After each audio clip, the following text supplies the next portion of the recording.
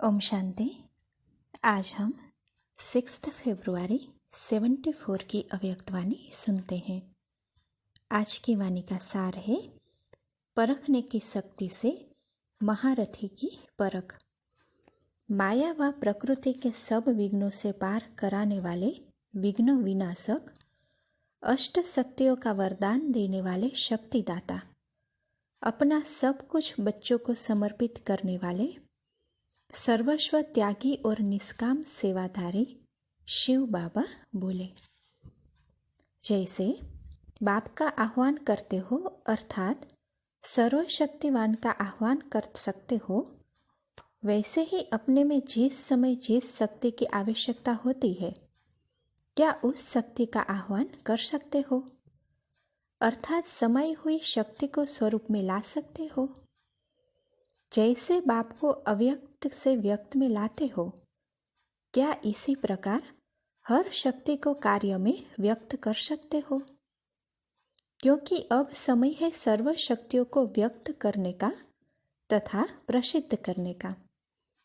जब प्रसिद्धि होगी तब ही शक्ति सेना के विजय का नारा बुलंद होगा। तो देखो बाबा क्या कहते हैं कि इसमें सफलता का मुख्य आधार है परखने की शक्ति। जब परखने की शक्ति होगी तो ही अन्य शक्तियों से भी कार्य ले सकती हो। परखने की शक्ति कम होने और शक्तियों के युक्ति युक्त काम में न लाने से सदा सफलता मूर्त नहीं बन सकते। अष्ट शक्तियां अब प्रत्यक्ष रूप में दिखाई देनी चाहिए। महावीर की निशानी यही है कि अष्ट शक्तियां हर समय प्रत्यक्ष रूप में नजर आए।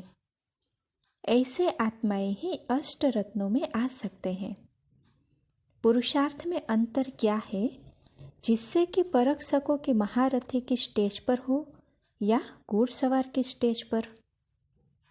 तो देखो बाबा कहते हैं कि विशेष अंतर यह होगा कि जो महारथी होगा वह कोई भी समस्या या आने वाले परीक्षा को आने से पहले ही कैच करेगा।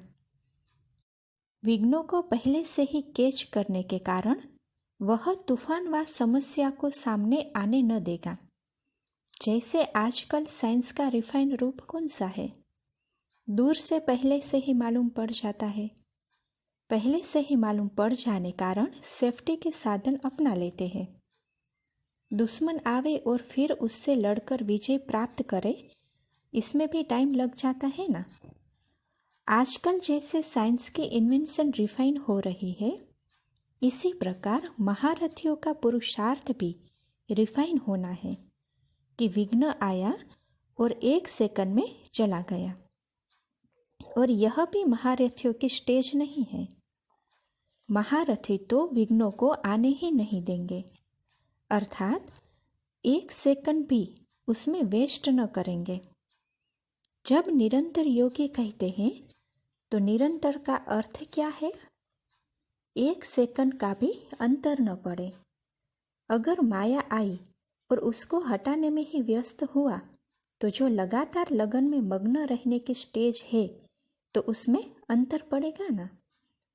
महारथी अर्थात ऐसा महान पुरुषार्थ करने वाले, दूर से भगाने का पुरुषार्थ ही महारथीपन की निशानी है।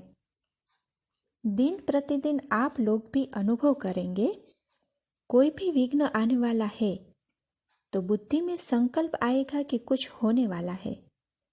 फिर जितना जितना योग युक्त और युक्ति युक्त होगा, उसे उतना ही आने वाला विघ्न स्पष्ट रूप में नजर आएगा। ऐसा दर्पण तैयार हो जाएगा। समर्पण और सर्वस्व त्यागी किसको कहा जाता है? जो विकारों के सर्व वंश का भी त्याग करने वाले हैं। मोटे रूप में तो विकारों का त्याग हो जाता है, लेकिन विकारों का वंश अति सूक्ष्म है। उसका वंश सहित त्याग करने वाले ही महारथी अर्थात सर्वस्व त्यागी होगा। जब यहाँ वंश सहित सब विकारों का त्याग करते हैं तो वहाँ 21 वंश सहित निर्विघ्न और निर्विकारी पीढ़ी चलती है। आधा कल्प दैवी वंश चलता है और आधा कल्प विकारों का शूद्र वंश भी बढ़ता जाता है। तो इस वंश को समाप्त करने वाले ही 21 वंश सहित अपना दैवी राज्य भाग्य प्राप्त करते हैं। अगर वंश के त्याग करते समय थोड़ी भी कमी रह जाती है तो वहाँ भी 21 वंश में थोड़ी कमी रह जाएगी। तो देखो बाबा क्या कहते हैं कि महारथी की यह निशानी है कि जब सर्वस्व अर्पण कर दिया तो उसमें तन मन धन संपत्ति समय संबंध और संपर्क भी सब अर्पण किया ना। अगर समय भी अपने प्रति लगाया और बाप की याद या बाप के कर्तव्य में नहीं लगाया तो जितना समय अपने प्रति लगाया तो उतना समय कट हो गया। जैसे भक्ति मार्ग में भी दान की हुई वस्तु अपने प्रति नहीं लगाते हैं, ठीक इसी प्रकार यहाँ भी हिसाब किताब है।